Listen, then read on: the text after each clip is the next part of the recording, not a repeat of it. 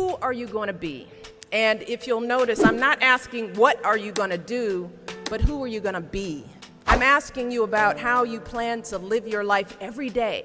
How are you going to respond when you don't get that job you had your heart set on? For all of you who are going to be teachers, what are you going to do if the students in your class next year just don't respond to your lessons? For all of you going into business, how will you react when your boss gives you a goal that feels way too high? See, these are the moments that define us.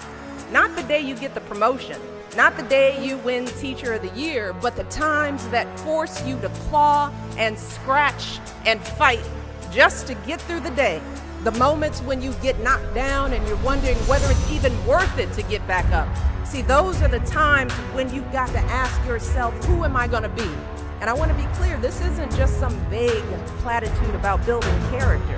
In recent years, we've actually been seeing a growing body of research that shows that skills like resilience and conscientiousness can be just as important to your success as your test scores or even your IQ. For instance, West Point cadets who scored high on things like grit and determination were more likely to complete basic training than those who rank high on things like class rank, SAT scores, and physical fitness.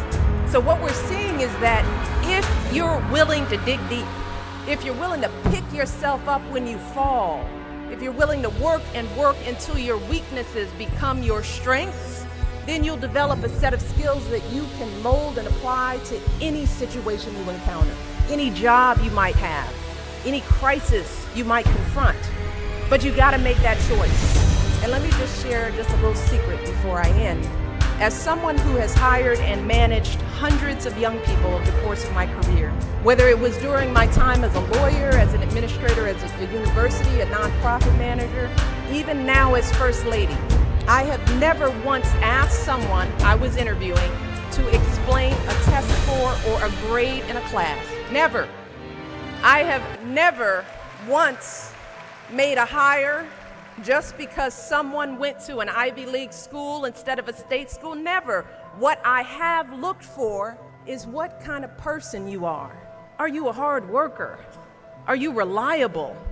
Are you open to other viewpoints? Have you stepped outside of your own self-interest to serve others? Have you found a way to serve our country, whether in uniform or in your community? Again and again, I have seen that those are the qualities that I want on my team, because those are the qualities that move our businesses and schools and our entire country forward.